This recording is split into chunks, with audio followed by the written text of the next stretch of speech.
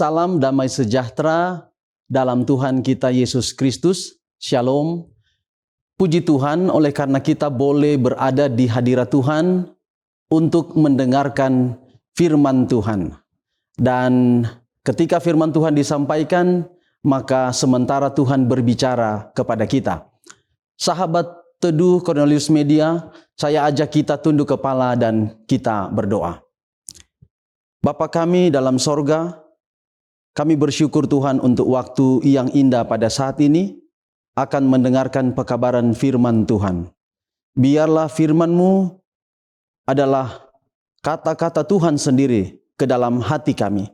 Dan kami dapat merenungkannya, kami dapat menggunakannya untuk kehidupan kami setiap hari, menuntun kami menjadi umat-umat Tuhan yang setia. Berkati juga hamba-Mu yang membawakan firman Tuhan ini, kuasa Roh Kudus menuntun hamba-Mu, agar betul-betul pekabaran pada saat ini berasal daripada Tuhan. Kami sudah berdoa dalam nama Yesus Tuhan dan Juru Selamat kami. Amin. Judul firman Tuhan pada saat ini adalah Jagalah hatimu.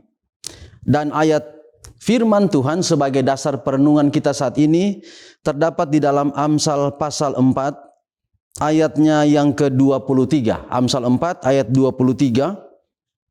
Jagalah hatimu dengan segala kewaspadaan, karena dari situlah terpancar kehidupan. Saya bacakan sekali lagi. Jagalah hatimu dengan segala kewaspadaan, karena dari situlah terpancar kehidupan. Apa yang dimaksud dengan hati? Mengapa kita harus menjaganya dan bagaimana cara kita menjaga hati kita? Hati dapat diartikan dengan liver. Liver adalah organ padat terbesar dan kelenjar terbesar dalam tubuh manusia. Liver berada di atas diafragma dengan posisi sedikit ke kanan. Fungsi liver atau hati utamanya adalah untuk membantu proses metabolisme tubuh serta menghasilkan cairan empedu yang membantu proses pencernaan. Artinya, tanpa cairan empedu, proses pencernaan akan terganggu. Cairan empedu akan disimpan di kantong empedu. Biasanya kantong empedu berwarna hijau. Dan biasanya juga kita menyebut hati pahit. Oleh karena di dalamnya berisi cairan empedu. Selain itu ada fungsi lain dari hati, yaitu produksi protein, kemudian liver juga membersihkan darah, kemudian liver juga menyimpan nutrisi, dan masih banyak lagi fungsi daripada liver itu sendiri. Lalu pertanyaan kita adalah, apa akibatnya jika hati rusak? Apa akibatnya jika liver rusak? Yang sangat terganggu jika hati rusak adalah darah tidak dapat disaring lagi. Jadi kalau jika ada kotoran di darah tidak dapat disaring lagi dengan baik, maka akan banyak penyakit yang ditimbulkan oleh tidak berfungsinya hati. Bagaimana cara menjaga agar liver berfungsi dengan baik? Yang paling pertama dan terutama adalah menjaga asupan makanan. Lalu kemudian yang kedua adalah rajin berolahraga dengan teratur. Itu berarti kita perlu menjaga hati kita, karena dari situlah terpancar kehidupan. Hati juga dapat berarti yang lain selain liver, yaitu jantung. Jantung adalah organ vital yang berfungsi sebagai pemompa darah untuk memenuhi kebutuhan oksigen dan nutrisi ke tubuh. Apabila jantung mengalami gangguan, maka peredaran darah dalam tubuh dapat terganggu. Sehingga menjaga kesehatan jantung itu sangat penting, agar terhindar dari berbagai jenis penyakit yang kita sebut dengan penyakit jantung tentunya. Bahkan jika jantung berhenti berdetak, apalagi kalau jantung berhenti berdetak, itu berarti kematian. Banyak orang begitu takut dengan penyakit jantung, sehingga mereka rela mengeluarkan uang yang begitu banyak guna menjaga jantung mereka tetap berfungsi dengan baik. Penyakit yang paling berbahaya bahkan menempati urutan pertama adalah penyakit jantung. Lalu kemudian bagaimana menjaga agar jantung tetap sehat? Yang pertama tentunya hampir sama dengan menjaga liver, yaitu menjaga pola makan yang sehat. Lalu yang kedua, sama juga dengan menjaga hati atau menjaga liver, yaitu rajin berolahraga. Dan masih banyak lagi cara-cara yang lain untuk menjaga jantung tetap sehat. Maka menjaga hati, menjaga jantung ini penting, karena dari situlah terpancar kehidupan. Hati juga dapat diartikan dengan otak atau pikiran kita. Dan inilah pengertian hati menurut Amsal pasal 4 ayat 23 yang paling penting. Bahwa hati di sini yang dimaksud adalah pikiran kita, adalah otak kita. Rasul Paulus berkata dalam 1 Korintus pasal 6 ayat 19, 1 Korintus 6 ayat 19,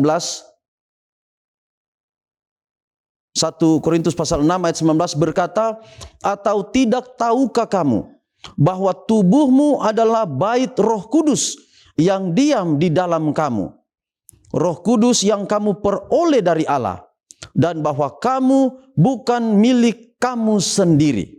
Ayat 20, sebab kamu telah dibeli dan harganya telah lunas dibayar. Karena itu, sekali lagi, karena itu muliakanlah Allah dengan tubuhmu. Di mana, kalau kita tanya di mana tepatnya bait Allah di dalam tubuh kita ini? Kalau tubuh kita ini adalah keseluruhnya adalah Ka'bah Allah atau bait Allah, di mana tepatnya pusat daripada bait Allah itu? Tentunya yang dimaksud dengan bait Allah dalam tubuh kita ini adalah pikiran kita, adalah otak kita. Tempat di mana semua sistem dalam tubuh kita dikendalikan atau diatur. Jadi bagaimana kalau tubuh kita, kalau hati kita, kalau tempat bait Allah itu rusak, bagaimana sistem itu dapat berjalan dengan baik? Apa masalahnya jika pikiran kita rusak? Jika pikiran kita rusak, maka sistem kendali tubuh kita juga terganggu. Dan sebenarnya pikiran kita lah yang paling penting untuk dijaga. Kita bisa sakit jantung, kita bisa sakit liver, tapi kalau pikiran kita tetap sehat, maka bisa jadi sakit dalam tubuh kita dapat disembuhkan. Atau sebaliknya, kalau pikiran kita rusak, justru walaupun jantung kita sehat, walaupun liver kita sehat, tetapi kalau pikiran kita rusak, kalau pikiran kita tidak sehat, justru akan merusak hampir semua sistem dalam tubuh kita. Itulah sebabnya penting untuk menjaga pikiran kita. Pertanyaan kita adalah bagaimana cara menjaga pikiran kita agar tetap sehat. Pertama, kalau jantung dan liver membutuhkan asupan makanan yang baik, maka pikiran kita juga membutuhkan asupan makanan rohani yang baik. Isilah pikiran kita dengan firman Tuhan. Seperti firman Tuhan berkata dalam Mazmur 119 ayat 105. Mazmur 119 ayat 105 berkata, firman-Mu itu pelita bagi kakiku dan terang bagi jalanku. Kalau pikiran kita diisi dengan firman Tuhan, maka sudah tentu kita tidak akan jalan di dalam jalan kegelapan. Tetapi firman itu akan menjadi pelita, di mana kita akan berjalan di dalam terang. Wahyu 1 ayat 3 bahkan di sana berkata bahwa orang-orang yang berbahagia adalah orang-orang yang membaca, orang-orang yang mendengar. Bukan cuma membaca dan mendengar, tetapi orang-orang yang menghidupkan firman Tuhan itu. Jadi poin yang pertama bagaimana menjaga hati, yaitu kita harus membaca firman Tuhan, menjaga hati kita, mengisi pikiran kita dengan firman Tuhan. Lalu yang kedua, kalau jantung dan liver membutuhkan olahraga yang teratur, maka pikiran kita juga membutuhkan yang namanya exercise atau yang namanya latihan. Pikiran kita perlu dilatih. Dalam 1 Timotius pasal 4 ayat 8 berkata, 1 Timotius 4 ayat 8, latihan badani terbatas gunanya. Tetapi ibadah ini berguna dalam segala hal, karena mengandung janji, baik untuk hidup ini maupun untuk hidup yang akan datang. Latihan badani terbatas, tetapi ibadah itu berguna. Latihan secara rohani itu terus penting untuk kehidupan kerohanian kita. Pikiran kita perlu terus dilatih. Kita tidak dengan mudah merubah sesuatu. Kita perlu melakukannya berulang-ulang dengan sabar. Banyak orang secara fisik sehat, tetapi ketika kita melihat status media sosialnya, dia mengancam orang, dia menghina orang, maka sebenarnya seseorang ini sedang sakit secara mental. Secara fisik dia sehat, tetapi secara mental ketika kita melihat status di media sosialnya, maka dia sementara sakit, dia sementara membutuhkan pertolongan Tuhan. Pikiran yang bersih akan nampak dari perilaku kita setiap hari, termasuk perilaku kita dalam bermedsos. Pena inspirasi dalam buku Para Nabi dan Bapa halaman 132 berkata, apabila Kristus hidup di dalam hati, hati di sini adalah pikiran kita, maka adalah mustahil untuk menyembunyikan terang hadiratnya atau membiarkan terang itu menjadi kabur. Kalau hati kita bersih, hati kita diisi oleh firman Tuhan, maka dari sana akan terpancar kehidupan Yesus. Itu yang dimaksud dengan terpancar kehidupan. Kenapa? Karena Yesus Kristuslah sumber kehidupan. Baik kita dalam kehidupan kita setiap hari, dalam kata-kata kita, dalam pergaulan kita di lingkungan kita, atau bahkan dalam kehidupan kita bermedia sosial. Mari pancarkanlah Yesus dalam kehidupan kita setiap hari. Dengan cara bagaimana? Dengan cara menjaga pikiran kita, menjaga hati kita. Sahabat teduh Cornelius Media, penting untuk menjaga hati kita, karena dari situlah terpancar kehidupan. Bahkan di dalam Amsal pasal 17, Amsal 17 ayat 22. Amsal 17 ayat 22 firman Tuhan berkata, hati yang gembira adalah obat yang manjur, tetapi semangat yang patah mengeringkan tulang. Kalau pikiran kita diisi dengan hal-hal yang positif, kita selalu berpikir hal-hal yang positif, kita selalu gembira setiap hari di dalam kehidupan, walaupun begitu banyak tantangan yang kita hadapi, silih berganti, seperti cuaca buruk, seperti ombak di laut yang menerpa hidup kita. Tapi kalau pikiran kita diisi dengan firman Tuhan, pikiran kita dilatih dengan berbagai tantangan dalam kehidupan, maka pikiran kita adalah pikiran Kristus.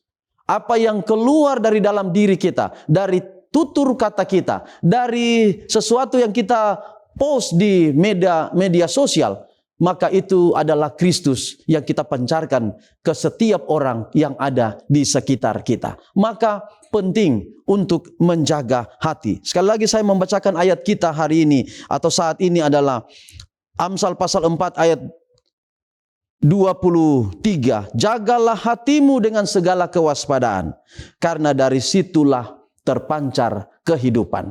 Panggilan untuk kita saat ini, maukah kita menjaga hati kita? Maukah kita mengisi hati kita dengan Yesus Kristus, dengan firman Tuhan? Kalau kita mau, mungkin kita rasa berat kalau hari-hari hidup kita harus diisi dengan hal-hal rohani. Tetapi Yesus akan menolong kita. Yesus akan memberikan kita kekuatan supaya kita mampu mengisi pikiran kita, mengisi hati kita dengan Yesus, agar yang terpancar keluar dari kehidupan kita adalah Yesus Kristus itu sendiri. Sahabat teduh Cornelius Media di mana saja berada, kiranya Tuhan memberkati saudara, memberkati sahabat-sahabat sekalian, agar terus menjaga pikiran kita diisi dengan Yesus Kristus. Mari kita akhiri dengan berdoa, kita berdoa. Bapa kami di dalam kerajaan sorga, kami bersyukur Tuhan, oleh karena pelajaran yang indah yang boleh kami nikmati pada saat ini. Biarlah pelajaran ini akan menjadi berkat di dalam kehidupan kami. Kami boleh mengisi pikiran kami dengan firman Tuhan. Kami boleh mengisi pikiran kami dengan latihan-latihan rohani, dengan permasalahan-permasalahan hidup kami hadapi di sekeliling kami.